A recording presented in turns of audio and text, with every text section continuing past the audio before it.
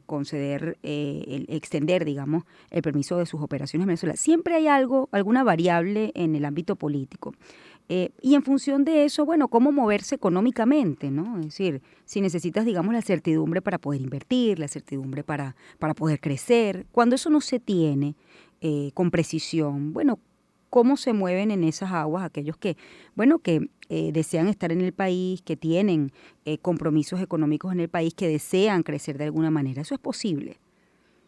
Bueno, lo primero es que no es posible separar economía y política. Yo Ujú. sé que esa es una discusión que tiene mucho tiempo, incluso podemos decir que tiene siglos, porque aquí el término economía exclusivo se hizo eh, parte de la formación y de los títulos de los libros cuando se abandonó la economía y política a finales del siglo XIX, ¿no?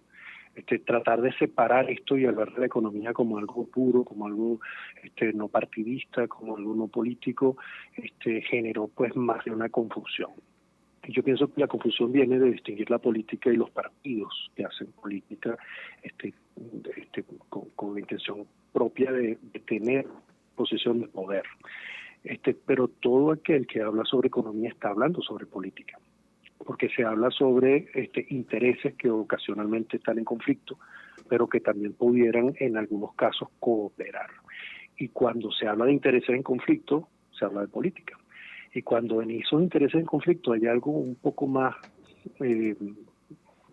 elevado, digamos, que es preguntarse cuáles son los valores detrás de la discusión política, es decir, qué se considera derecho y qué se considera deber, pues es la política en la que, bueno, todos nosotros queremos participar, sea más allá de la afiliación a un partido o a un gobierno, es la afiliación a la defensa de derechos y de deberes en medio de un conflicto de intereses. ¿Qué ocurre cuando hay incertidumbre como la que hay en nuestro país? Bueno, es bueno recordar que incertidumbre ha habido siempre. Lo que pasa es que hay unos casos críticos, o sea, unos casos en los que, bueno, se supone que ya no hay tantas dudas sobre lo que va a pasar con las elecciones porque ya ocurrieron, ¿no? Ahora las dudas tendrán que ver con lo que va a pasar con el gobierno a cargo del poder que va a ejercer después de las elecciones. Con respecto a lo que ocurre con Chevron, no podría decir que los problemas que tiene Venezuela como economía petrolera vienen desde hace más de 100 años, o sea, y en cada uno de esos momentos ha habido incertidumbre. La incertidumbre en este momento es si los ingresos petroleros van a caer dentro de un año porque la relación con Chevron se suspende de modo definitivo y por cuánto tiempo. Y además está el tema con Guyana, que también tiene vinculación con empresas petroleras que están en aguas que están en discusión. Y cuál va a ser el avance en un tema que se ha ido haciendo cada vez más complejo. Ahora hay un gobernador nombrado para la región de la Guayana Esequiba, en la que hay una discusión sobre petróleo que hace que el ambiente sea un ambiente complejo. Ahora, ¿cómo decidir vivir en incertidumbre? Esa es una pregunta que nos va a acompañar toda la vida. En momentos de crisis extremos, de todas maneras se sigue vivo mientras la incertidumbre no se resuelve. Y ahí yo creo que, por lo menos para mí, lo esencial es tratar de comprender el problema reconociendo la incertidumbre, tratar de comprender la posición en la que se encuentra quien tiene que tomar una decisión y en la que se encuentran los otros. Tratar de reconocer las posibilidades de cooperación y las posibilidades de violencia que también pueden ocurrir y ponderar allí las posibilidades de ganar o perder más allá del hecho de que uno crea que tiene ya o todo el conocimiento y puede hacer cualquier cosa sin pensar en los demás, o que no tiene nada y entonces debe inmovilizarse y no hacer nada porque tiene todas las de perder. Y es un proceso complejo en el que conversar con otros, escuchar a otros, aquellos con los que uno está de acuerdo y con los que no, puede ayudar a ubicar la propia vida de uno y de la gente que está alrededor de uno y de las organizaciones en las que uno está para poder tomar decisiones en ambientes que desde el principio se sabe que son muy complejos. Sí, ahora en este punto, bueno, tomando en cuenta varias variables, en este caso, por ejemplo, la brecha cambiaria.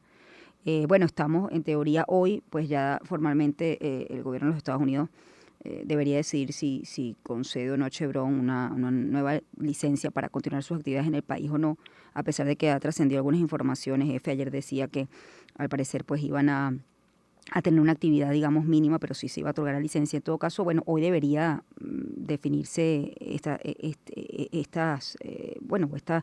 decreto o la continuación o la extensión o no de la actividad en Venezuela. Hay una brecha cambiaria. Bueno, ahí, por supuesto, siempre ha habido tensión política. Entonces el joven está entre la apatía y la esperanza, ¿no? Bueno, la pregunta ¿es un buen momento si su posibilidad o su alternativa pues no es salir del país y quiere estar en el país, quiere crecer económicamente? ¿Puede hacerlo? Fíjate, esa es una pregunta que recuerdo de los últimos 10 años. O Uh-huh. sea, Por porque eso lo todo el tema de invité, las porque migraciones. usted tiene Pero contacto con los jóvenes todos los días, ¿no? sí, Uh-huh. sí, ¿no? Y con jóvenes que tenían 10 años menos hace 10 años. Por eso Uh-huh. te digo que es una pregunta que se han hecho los jóvenes durante los últimos 10 años. Cada uno ya ahorita es un poquito más viejo y está en Venezuela o fuera de Venezuela, pero el tema de las migraciones es algo que ya lleva más de 10 años. Y hemos visto que hay jóvenes que han pensado que lo mejor es irse o quedarse. Y yo tengo estudiantes que los veo es por Instagram, en otras partes del mundo, ¿no? Y otros que están acá, que están en Venezuela. Entonces, ahí hay dos puntos que uno podría preguntarse por la brecha cambiaria, por ejemplo. Acabamos de pasar una hiperinflación, en el año 2020 terminó la hiperinflación, han pasado 5 años. O sea, hemos pasado por esta situación más de una vez. Y allí es bueno decir, bueno, ¿qué ocurre con la brecha cambiaria? O sea, ¿dónde veo yo el problema? Como economista, que tiene que preguntarse por una recomendación. No solo es que no entren suficientes dólares, porque hay un problema petrolero como ha habido siempre. ¿Cuál es la respuesta que tiene el gobierno con la emisión de bolívares o que tiene el Banco Central con el reconocimiento de que hay una brecha cambiaria y cómo maneja su política monetaria y cambiaria? Porque ante un cambio en el exterior también debe haber una respuesta en el interior. Mientras la brecha se hace mayor es porque los cambios externos no tienen una respuesta interna que cierre la brecha, que puede ser reconociendo que está subiendo el tipo de cambio y que permite ajustes internos. Porque de pronto ese joven que está pensando en hacer un negocio podría decir, bueno, mira, si efectivamente el tipo de cambio va subiendo, pero no hay una brecha, yo no voy a perder por la brecha. Yo lo que tengo que ajustarme es a la subida del tipo de cambio y es un solo programa. Y a partir de allí, pues, todos los que somos afectados por estos problemas cambiarios, tenemos que tomar decisiones sobre el consumo. O sea, en qué vamos a dedicar los recursos que tenemos. Y eso puede hacer más fácil predecir al que va a hacer un negocio, en qué dirección va a moverse para hacer la inversión. En lugar de estar en una situación en la que uno se detiene y dice, bueno, si la brecha la quitan, si la licencia la renuevan, invierto, si no la invierto, no invierto. No, esta es una preocupación que viene desde el año pasado, porque la amenaza de quitar la brecha existe, de quitar la licencia existe porque estaba condicionada a negociaciones políticas cuyos resultados están a la vista. Entonces, hay muchos que se han preparado para la posibilidad de que las licencias no se renueven y no van a tomar su decisión hasta tarde. Lo que van a tomar es su decisión a partir de mañana, cuando un nivel de incertidumbre sea relativamente menor. Pero como hemos visto en la administración de Trump, que las decisiones pueden cambiar de un momento a otro con respecto a los aranceles, por ejemplo, que se le ponen a China o se le quitan a China, Trump de pronto le dice a Harvard, donde hay un montón de jóvenes de distintos países del mundo, que bueno, no pueden seguir estudiando en Estados Unidos a menos que sean norteamericanos.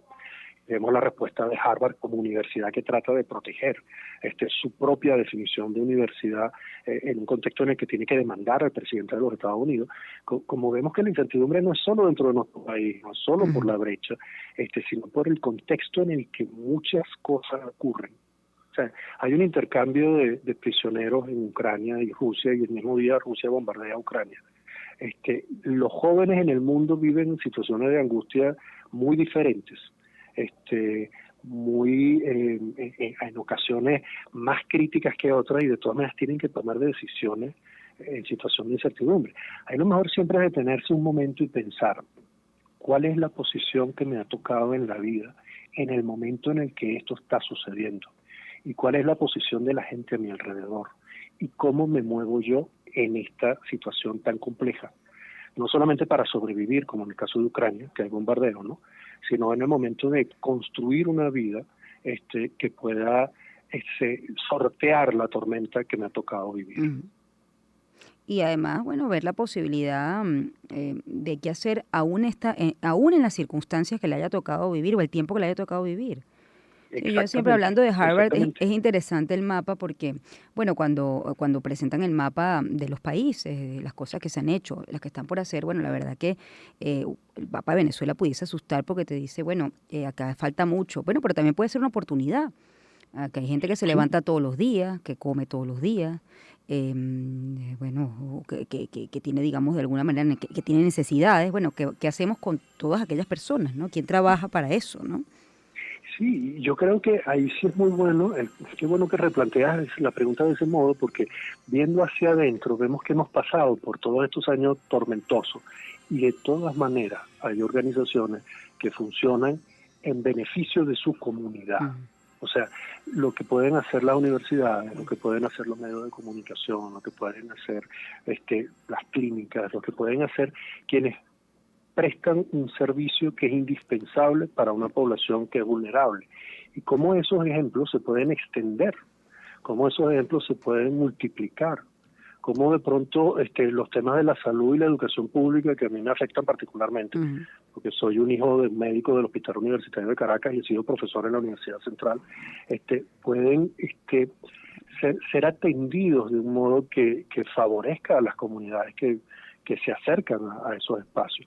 Y como, sí, efectivamente, en situaciones muy complejas, de todas maneras, hay gente que vive en Venezuela, que produce, que puede tener un Ujú. producto de buena calidad y que es buscado por otras personas. Y Totalmente. como si ellos han podido, pues hay condiciones que pueden ampliarse para que eso se generalice. Y efectivamente uno puede hablar de un crecimiento económico en condiciones políticas que lo permiten y Sí. que lo hacen Bueno, posible. le agradezco mucho, Ronald. Yo tengo que despedirlo. Se me ha quedado corto el tiempo con usted, Ronald Balsa, economista, decano de la Facultad de Ciencias Económicas y Sociales de la UCAP. Ha sido mi invitado a esta hora. Vamos a hacer una